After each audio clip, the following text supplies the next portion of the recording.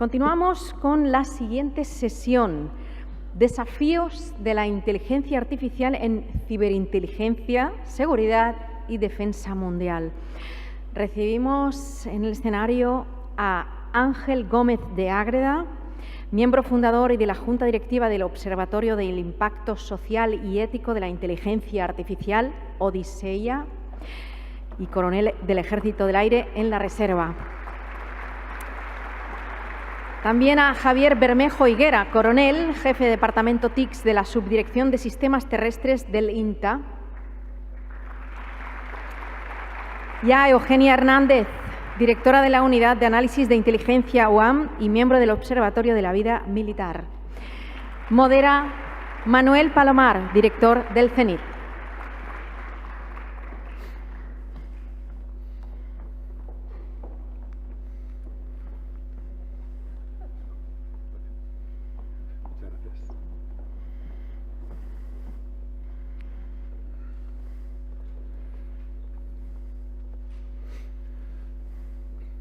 Pues muy buenos días. Doy por presentados a los que van a intervenir en la mesa redonda que Victoria Ferrá los ha presentado previamente.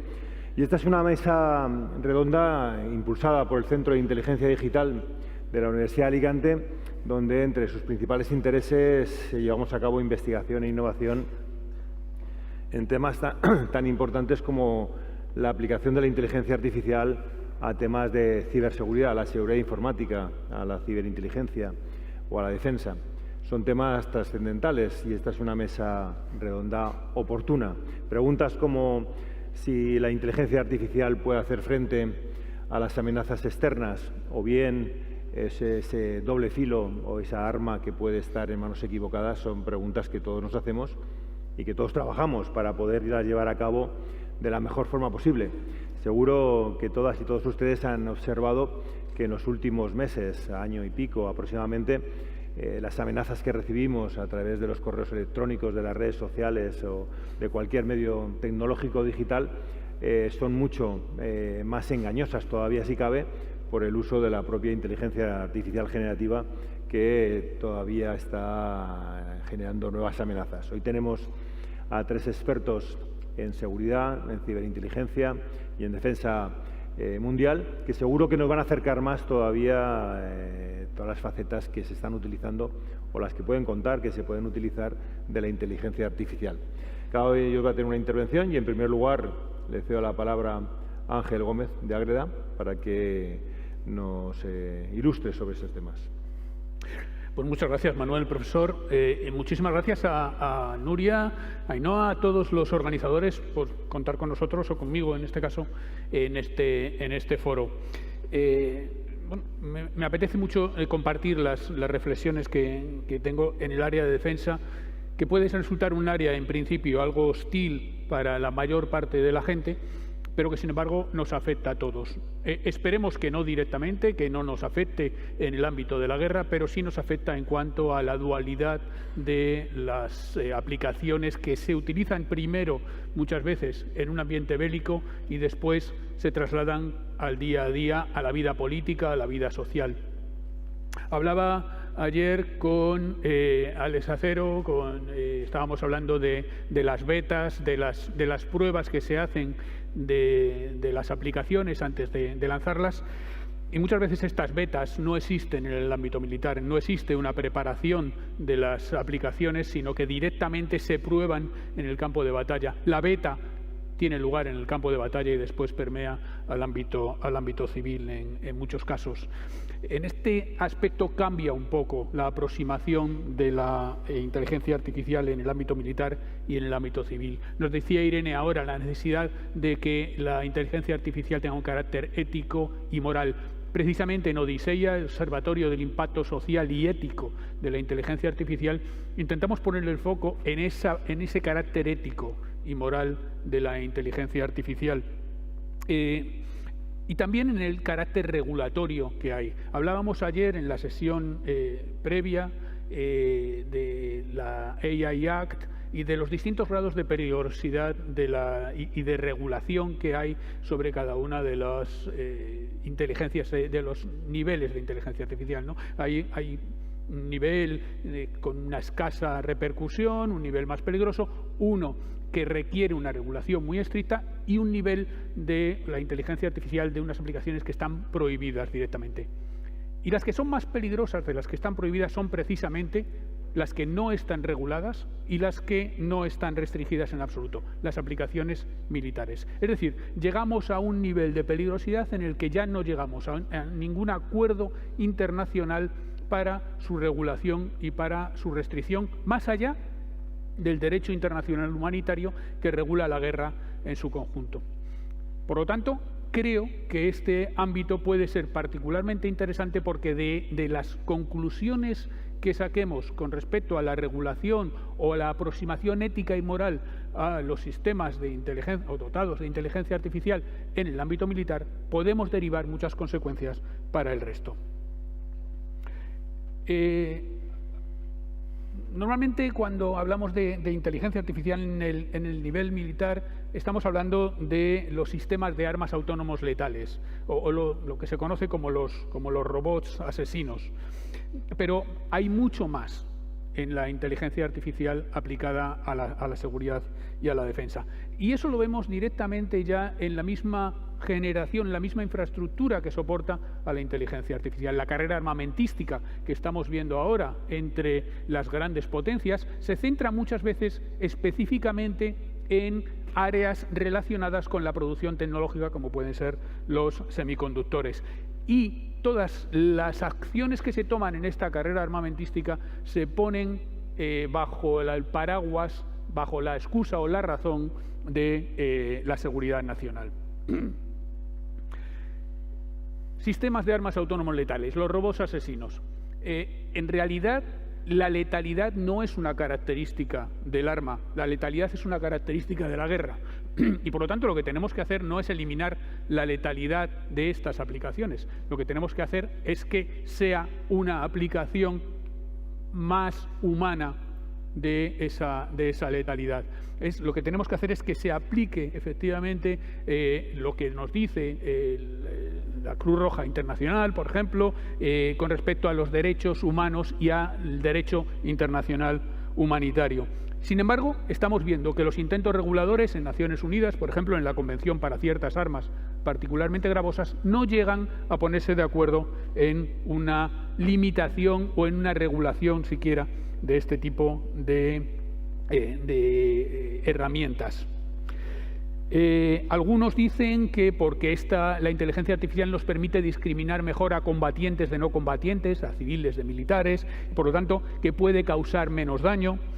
Otros dicen que reduce el estrés del combatiente y por lo tanto le puede permitir tomar mejores decisiones, pero en realidad lo que estamos viendo es que ni el estado del arte de la tecnología ahora mismo, ni las aplicaciones empíricas que estamos viendo en los conflictos en Ucrania o en Oriente Medio en estos momentos demuestran que esto sea así, más bien demuestran lo contrario.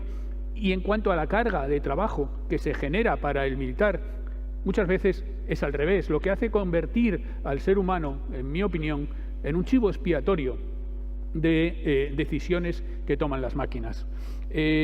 Tenemos una sobrecarga de trabajo ahora mismo, por ejemplo, en los pilotos de combate de los aviones de sexta generación, que ya no tienen que manejar solamente su avión, sino que van acompañados por docenas de drones que actúan de una forma autónoma o semiautónoma en función de las necesidades de protección o de proyección de fuerza desde el avión tripulado. Y por lo tanto ya no tiene que manejar un aparato, sino que tiene que manejar docenas de aparatos esa misma persona que antes manejaba uno.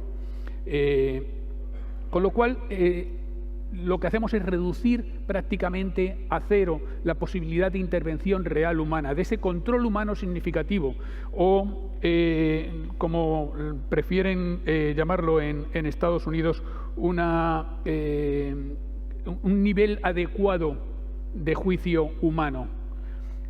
Cuando una aplicación como la que salió en la prensa hace unas semanas en Israel, que selecciona los blancos a abatir en un momento dado, le da al operador humano 20 segundos para tomar una decisión, ya no está ocurriendo lo que nos decía Irene hace un momento, ya no está el ser humano en condiciones de tomar la decisión que afecta a otros seres humanos. Esto evidentemente complica tremendamente la asignación de responsabilidades también. Estamos ante una cadena entera de suministros, estamos ante una cadena de valor en la producción de esos sistemas y una responsabilidad probablemente distribuida entre todos ellos. Hacia donde vamos ahora mismo probablemente es hacia una fusión del trabajo hombre-máquina y vamos a una división del trabajo, el soldado aumentado, que tiene sus propias derivadas éticas también y que veremos dentro de poco en nuestras fábricas. No solamente se emplea ahí, se emplea también en ciberseguridad, efectivamente, tanto en los ataques como en las defensas, se emplea en logística, se emplea en muchos campos.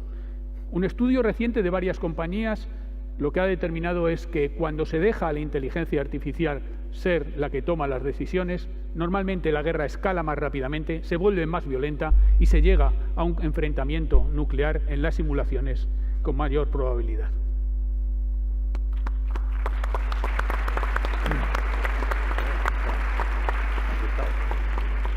Muchas gracias, Ángel, por tu presentación y por tu visión sobre lo que vamos a tratar posteriormente. Y en este momento pues es el turno de Javier Bermejo. Javier, la presentación.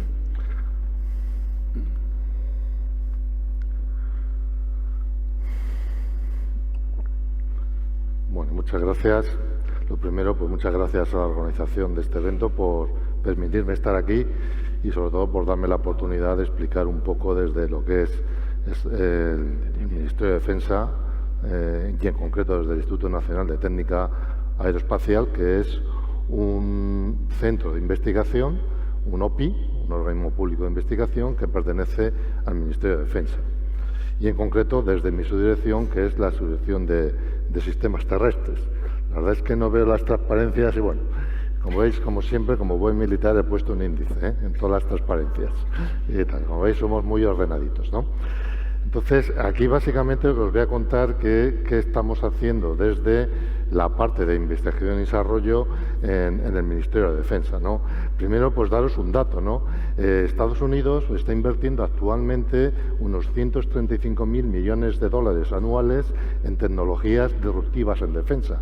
¿Cuáles son estas? Pues son la ciberseguridad, la inteligencia artificial, son las armas hipersónicas, la robótica, la que es también la navegación autónoma en entornos no estructurados, que son entornos donde no hay señales de navegación.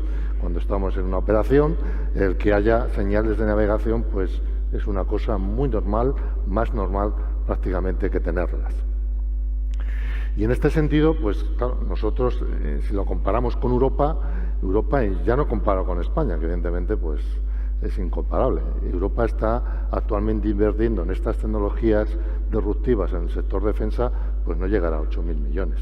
Con lo cual, como veis, el gap que tenemos contra ellos pues es bastante grande. Aún así, pues bueno, hacemos lo que podemos, ¿no? ¿En qué podemos utilizar la inteligencia artificial en el sector defensa? Pues tenemos varios campos. En sí, la inteligencia artificial no es una capacidad militar. No es una técnica o una tecnología que nos permite mejorar las prestaciones de otras capacidades militares, como puede ser la guerra electrónica, la logística predictiva, la ciberseguridad, todo el tema de inteligencia de señales, de inteligencia también de imágenes, para lo que es sobre todo designación de objetivo, el apoyo a decisión en operaciones. Tenemos unos sistemas de mando y control y hoy en día esos sistemas de mando y control pues manejan una cantidad ingente de datos, con lo cual el mando, si le facilitamos lo que es obtener una conciencia situacional de lo que está pasando en la zona de operaciones y encima le damos unos cursos de acción que le permite tomar mejores decisiones, pues mejor, ¿no? Entonces vamos mejorando lo que es nuestra eficacia en la operación, ¿no? Ten en cuenta también que, sobre todo en el apoyo a operaciones, es importante que el mando, en un momento dado, si toma una decisión basada en una inteligencia artificial, pues que pueda explicar por qué ha tomado esa operación, ese curso de acción, evidentemente porque puede tener pues consecuencias a veces letales, ¿no? Está claro. Bueno, en la transparencia pues veis todo lo que estamos trabajando en inteligencia artificial, ¿vale? Destaco también la parte de robótica, ¿vale? Tanto para lo que son UGVs, UAVs y tal, tanto por tierra, mar y aire. Últimamente lo llamamos UXVs, ya nos da igual el dominio donde trabaje. Nos interesa y sobre todo la navegación autónoma, ¿vale? Y luego estamos regidos por una normativa, ¿vale? Hay una norma, aparte, bueno, que tenemos en cuenta la legislación europea, el reglamento europeo, ¿vale? Pues también hay una norma ministerial que se ha creado para lo que es el desarrollo de la inteligencia artificial en defensa, ¿no? Y en ese grupo pues vamos pues todos los ámbitos que tenemos en el Ministerio de Defensa. Y además nuestro jefe Estado Mayor de la Defensa nos ha hecho otro documento donde establece su visión, es decir, qué es lo que tenemos que hacer con la inteligencia, o hacia dónde tenemos que ir con la inteligencia militar en la defensa, con lo cual no estamos. Incluso también tenemos un código de ética y demás. Como veis, pues ya tenemos nuestro marco normativo. Sí que es idea que se vaya creando alguna norma más de menor rango para ir, digamos, pues centrando hacia dónde tenemos que ir. Y luego, dentro de lo que es la investigación, pues estamos imbuidos o estamos marcados por lo que es la estrategia y tecnología de innovación de la defensa. El INTA, ¿vale? Somos el organismo ejecutor del I+D en defensa. Y luego hay una subdirección, es la subdirección de Planificación e Innovación, que ahora ha cambiado y pertenece a la Dirección de Innovación y Desarrollo de la Estrategia Industrial de la Defensa, es lo que nos marca la política de la innovación. Es decir, a nosotros, al INTA, nos dice hacia dónde tenemos que ir, en concreto. Y para eso lo marca en este documento, en esta estrategia, que es de 2020 y que ahora lo vamos a modificar porque tenemos una nueva versión en el 2015. Y bueno, como no somos ajenos a todo lo que es la inteligencia artificial en el INTA, pues bueno, hemos impulsado también el desarrollo de nuestras tecnologías. Y en este sentido, pues la Presidencia del Gobierno nos ordenó montar o implementar un centro tecnológico en Jaén. ¿Y qué se propuso? Pues evidentemente de las lecciones que estamos obteniendo principalmente de un conflicto de alta intensidad como es el de Ucrania, pues vimos que había unas tecnologías que eran relevantes, como era la lucha anti-dron, como era la navegación autónoma y como era evidentemente en este caso la inteligencia artificial. Pero fijaros que estos tres bloques o estos tres pilares que tiene este nuevo centro, aunque la inteligencia artificial parece que es un tercio, pues no, es más, porque es también transversal a los otros dos centros. Imaginaros una amenaza dron, ¿vale? Actualmente un dron pues es una amenaza de cierto nivel, pero si lo complicamos y tenemos un enjambre de drones, la cosa se complica. Un operador, hacer frente a un enjambre de drones es muy complicado. Le tienes que lanzar otro enjambre de drones gobernados por inteligencia artificial, como veis, y en tanto también en el otro centro, la navegación autónoma, pues también tenemos la inteligencia artificial, sobre todo lo que es visión artificial, para poder navegar sin tener en cuenta, ¿vale?, lo que son las señales satélites de navegación. Lo hacemos principalmente, y son las investigaciones que hacemos en nuestro departamento, utilizando unos algoritmos que son los subslam. Bueno, no paso por acá y lanzo esta transparencia y otra un poquito hablando de los proyectos que tenemos en marcha. Claro, si ahora estamos montando el centro, el CTDES, hemos lanzado ahora ya lo que es el contrato, se ha adjudicado ya para lo que es la construcción de uno de los campus. Hay un campus que es el principal y hay otro que es el avanzado, donde haremos prueba de armamento. Pues evidentemente nos quedamos, si esperamos a que esté terminado, pues pasan 3, 4 años y nos quedamos fuera del mercado tecnológico. Pues hemos decidido en paralelo empezar a desarrollar proyectos tecnológicos, proyectos de desarrollo de tecnología que luego iremos transfiriendo a lo que son las empresas. Y destaco alguno, si me permites, moderador. Sí, claro. Pues, por ejemplo, en ciberseguridad destaco, pues estamos haciendo un sistema para lo que es detección de simplemente amenazas cibernéticas avanzadas, utilizando inteligencia artificial como Machine Learning. También estamos haciendo otro sistema para hacer auditorías de seguridad utilizando inteligencia artificial generativa, es decir, para hacer test de penetración de forma automática o incluso pues acciones de respuesta de forma automática basada en agentes, ¿vale? Y luego también estamos trabajando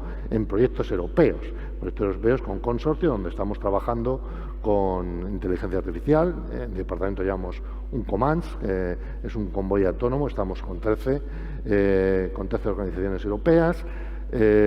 Trabajamos también en el misil hipersónico utilizando la inteligencia artificial para mejorar lo que es la navegación del misil, y otro que se llama HIDOF, que estamos trabajando principalmente, ¿vale?, para lo que es utilizar la inteligencia artificial para reconocimiento de objetivos. Bueno, no me extiendo más.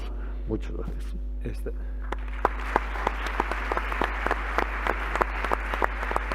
Muchas gracias, Javier, por tu presentación, viendo una visión general del conjunto de proyectos que se desarrollan en el ámbito de defensa aplicando la inteligencia artificial y sobre todo estos proyectos tan emergentes que están desarrollando aplicando la inteligencia artificial y sobre todo el procesamiento del lenguaje natural.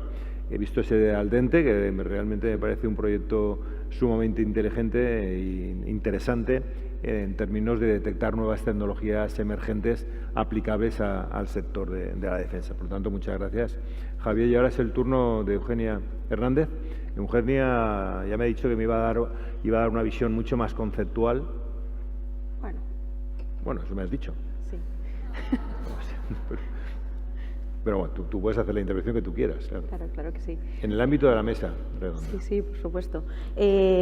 Lo primero es hacer una reflexión sobre la inteligencia de la que yo vengo, que no es una inteligencia que tiene, digamos, el apellido de artificial, sino viene de la comunidad de inteligencia, ¿no?, de esas decisiones, de esa información tratada para la toma de decisiones.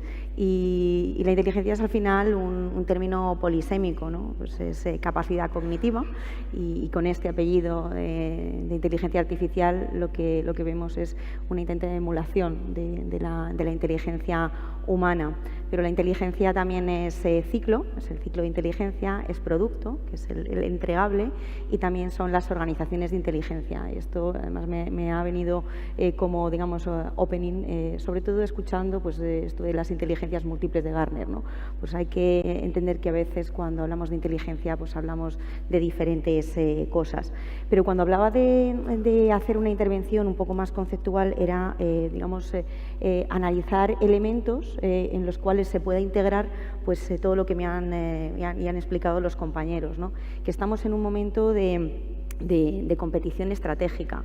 En realidad estamos en un momento de great power competition, es decir, los grandes poderes internacionales que terminan siendo multilaterales. Vemos un mundo convulso en el que el poder está siendo la base que está imponiendo la realidad. Con la guerra de Ucrania hemos visto muchas cosas, pero vamos a ver muchas más en los años venideros, porque vemos países que rompen las reglas, ¿no? Y rompen las reglas porque quieren y porque pueden, y porque de una paz perpetua muy kantiana en la que pensábamos sobre todo en Europa y en el oeste, que las reglas están para cumplirlas, que los códigos éticos están pues para que no nos hagamos daño unos a otros.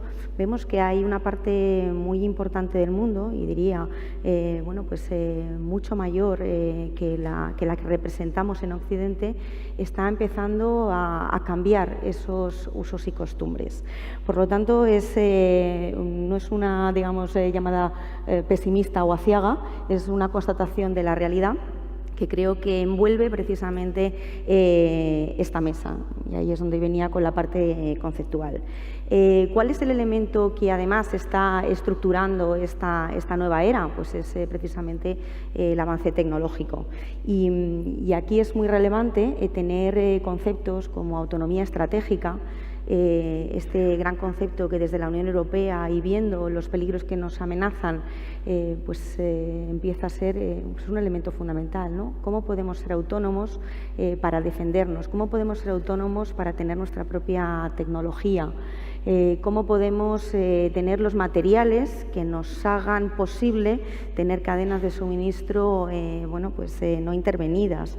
Esto es absolutamente relevante y les diría que dentro de lo que son los entornos geopolíticos, además de estar en el sector tecnológico, hay que estar muy pendiente de los grandes movimientos y de los marcos generales. La Unión Europea se está moviendo hacia un escenario en el que vamos a avistar conflictos y esto se ve tanto en el desarrollo de esa autonomía estratégica como incluso en el informe Draghi. El informe Draghi aparece como un informe de competitividad, pero en realidad lo que lleva interno es explicar qué tenemos que hacer en Europa para realmente ser resilientes. Quería hablar también de lo que se llaman los dominios de combate, ¿no? Los dominios. Nosotros cuando hablamos, y más en esta mesa en el que estamos tratando temas militares, el dominio es el lugar donde se produce el combate. Y los ejércitos estaban habitualmente ordenados alrededor de 3 dominios físicos: la tierra, el mar y el aire. Sin embargo, en los últimos 20 años hemos visto emerger 2 dominios completamente diferentes, muy tecnologizados. Uno es el ciber y el otro es el espacio ultraterrestre. Uno es ciberespacio y otro es espacio desde el punto de vista satelital, ¿no? De qué tenemos alrededor de la Tierra orbitando que nos está dando servicio. De hecho, supongo que la sala habrá visto en los últimos tiempos, y aquí tenemos un representante del Ejército del Aire y del Espacio. Es decir, los propios ejércitos se tienen que adaptar a estos nuevos dominios donde hay que contestar y donde hay que ser preeminente en este caso.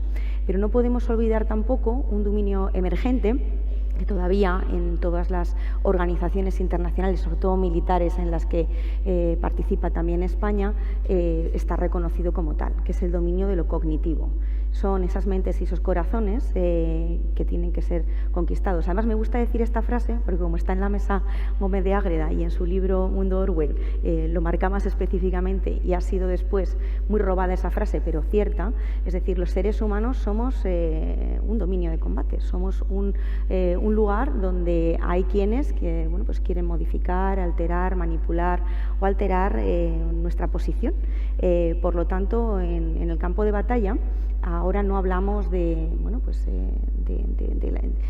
nada más que de multidominio, es decir, hablamos de toda la combinación de todos esos dominios, mezclando también el cognitivo. Y creo que la guerra de Ucrania, hacemos mucha referencia a ella, pero es que es un ejemplo de todo esto. Es un ejemplo de cómo una gran potencia se ha saltado toda la legalidad internacional, cómo estamos viendo una guerra de alta intensidad artillera, es decir, bombardeando ciudades, bombardeando localizaciones y centros de suministro, por ejemplo, eléctrico, cómo están rodeando una central nuclear como Zaporilla, que está realizando lo que va a ser el sí o el no de la guerra. Pero es que también vimos elementos previos en esta contienda, como fue la ocupación de Crimea a través de algo que es pura guerra híbrida. ¿Qué es la guerra híbrida? Y este es otro concepto. Ahí viene la parte conceptual, se me ve la parte académica. Es decir, la guerra híbrida de lo que trata es de la zona gris, ¿no? De esos elementos en los que de esa paz a esa guerra ya no hay una línea roja que nos separa, sino hay una franja grande en el que hay contienda. Hay una contienda en la que puede haber muerte y destrucción, o puede haber ataque cibernético, o puede haber una serie de miles de soldados que te ocupan un lugar y por la vía de la fuerza se hacen el control. Por lo tanto, los usos de la inteligencia artificial dentro de este entorno contestado son claves, y aquí diría pues 3 elementos fundamentales, aunque después podamos extenderlos. Hemos visto, como el compañero del INTA pues ha explicado, la enorme batería, que no te daría yo creo que ni en media hora explicar cada uno de los elementos, pero yo lo centraría en inteligencia artificial aplicada a usos precisamente de integraciones de inteligencia, a sistemas de armas y a la toma de decisiones. En el caso de mi unidad, ahora mismo pues, está siendo rondada por un programa de la Universidad de Stanford que se llama The Future of Decision Making. Es decir, ellos tienen en la cabeza, los americanos, cómo la inteligencia artificial está alterando la manera en la que van a tomar decisiones. Y para acercar el mundo militar al entorno más tecnológico. Hay una manera en la que se toman las decisiones en el entorno militar actualmente, que es el Command and Control, el mando y control, lo que llaman el C2. Bueno, pues es la transición entre ese mando y control al Mission Command, es decir, a unas decisiones más distribuidas que tengan a la vez de control, ¿no?, de sujeción a la misión, a la vez estar ayudadas por tecnología. Y como nos dará tiempo después, haré un poco el cierre animando a la audiencia a colaborar desde el punto de vista de la innovación y tecnología con el ecosistema militar y de seguridad español. Creo que es muy relevante no pensar que se trabaja para la guerra, sino que se trabaja para la paz. Muy bien.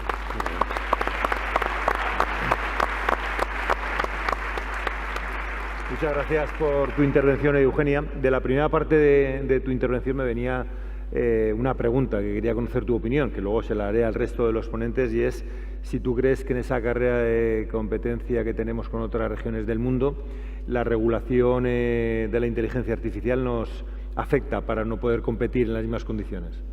Bueno, la regulación en el entorno militar sabéis que es diferente a los desarrollos en inteligencia artificial desde el punto de vista comercial, pero evidentemente lo ha apuntado el coronel Gómez de Ágreda, ha hablado de ese man on the loop, pero es que ahora mismo vemos inteligencia artificial en China desarrollando robot perro.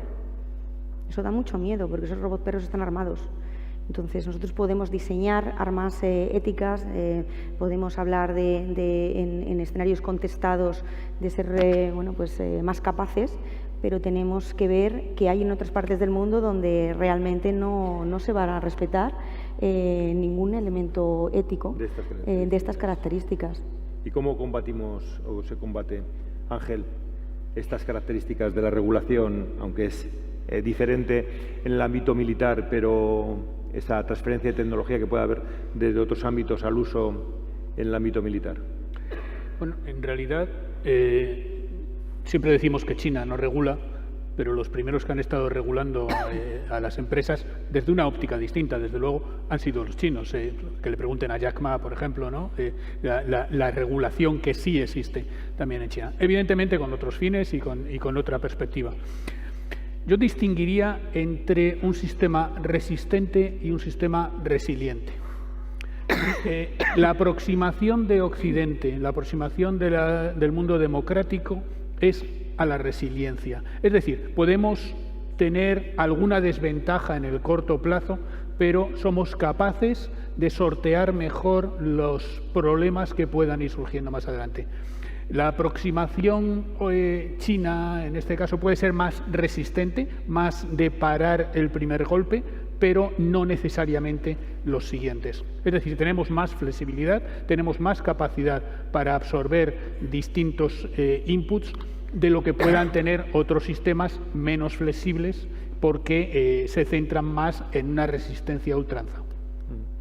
Javier, en el ámbito de uno de los dominios que comentaba Eugenia, el dominio de la toma de decisiones, a mí me ha parecido muy relevante el Centro de Inteligencia Artificial que tiene el CEDETEX. Me parece algo relevante y puesto al día, ¿no? Que a veces tomar decisiones de esas características, pero hay uno muy relevante de lo que ha comentado Eugenia, que es ese dominio de la toma de decisiones.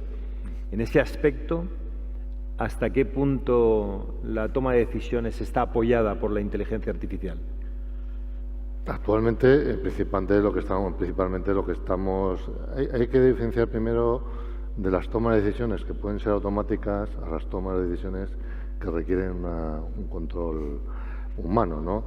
¿Por qué tiene que haber automáticas? Porque hay ciertos momentos que tienes que son no segundos, sino hay que reaccionar en décimas de segundo. Y ahí pues habrá sistemas que tendrán que reaccionar de forma automática, ¿no? Pero lo que es, lo que ha dicho Jonia, en el tema de mando y control, no. Principalmente lo que hacemos a través de IA generativa, y sobre todo hay un piloto en el Ejército de Tierra que ya estamos utilizando y que vamos a empezar nosotros a mantener y a evolucionar en el INTA, está trabajando ya en el tema de, digamos, apoyo a la decisión, proporcionando principalmente cursos de acción. Lo que hace el mando es proporcionarles unos cursos de acción, varios, para que elija, y también le va a dar una métrica de lo que él considera o la IA considera que es el más efectivo. Y en función de eso, el mando pues decidirá. Pero claro, el mando, cuando decide algo de este estilo, pues es bueno que sepa de dónde viene.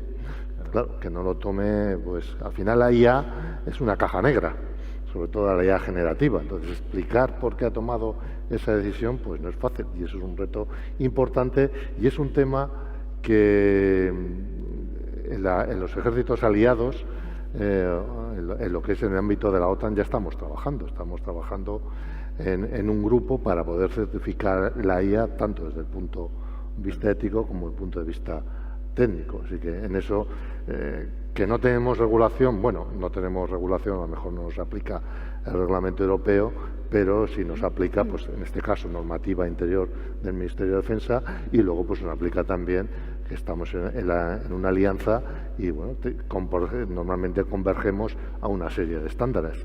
Y ya te digo, estamos trabajando en un grupo de trabajo para poder certificar la IA. Pero hay un componente ético y moral en la toma de decisiones. Cuando trabajamos en la parte de la IA predictiva, pero está la parte prescriptiva, y en esa parte prescriptiva evidentemente no es el mismo entorno cuando yo tomo una decisión prescriptiva en un ámbito, diríamos, educativo académico, que en un ámbito militar. Y entiendo ahí que desde el Observatorio Ángel entendéis que el impacto social y ético de la inteligencia artificial en el ámbito militar tiene que tener una consideración diferente a otros ámbitos. Yo quería hacer una pequeña adición. Es decir, cuando hablamos de la aceleración en la toma de decisiones con una serie de pautas, estamos hablando de un entorno de combate. Pero voy a poner un ejemplo. En el último ejercicio de Loki Seals que se hizo en OTAN, en el que pues estuvieron desde, por supuesto, el Mando Conjunto de Ciberespacio, todos los países de la OTAN, se hace un ejercicio en el que hay una parte que es básicamente comunicaciones estratégicas. En ese ejercicio, no solo desde el punto de vista académico, es decir, yo como reservista voluntario del Mando Conjunto de Operaciones Especiales, estuve integrada en esa célula. Yo antes de comenzar el ejercicio, pues dentro que es un ejercicio orientado a una realidad, además el modelo era claramente reconocible, aunque se inventa uno los países y se inventa la situación, es un ejercicio real multinivel.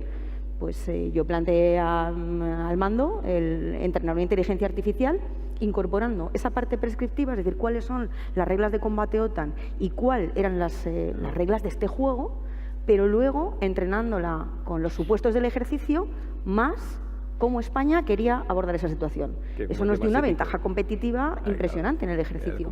Por lo tanto, no siempre, es decir, se tiene que plantear en el entorno militar como que la utilización de la inteligencia artificial va a resultar la muerte y la destrucción. O sea, hay unos elementos que son perfectamente asumibles. Muy interesante. Eugenia.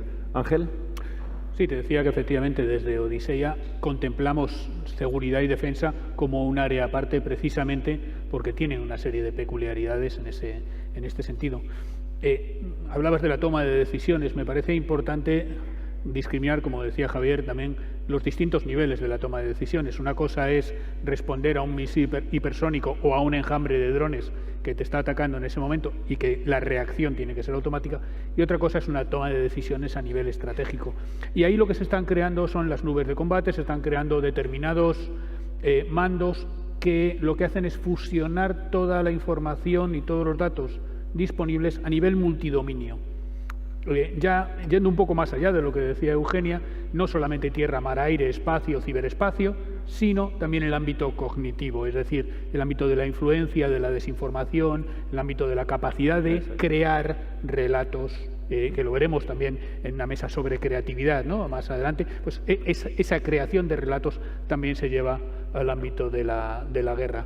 Y ahí es donde vuelve a haber otro enganche entre lo que es la utilidad militar y la utilidad civil que estamos viendo. Pues tenemos las elecciones en Estados Unidos dentro de poco, vemos cómo se están empleando herramientas que antes se han empleado a lo mejor en la guerra, se están empleando en el ámbito civil también. Muy bien, ya para terminar, porque Victoria me está mirando ya desde el lado opuesto, mensaje final.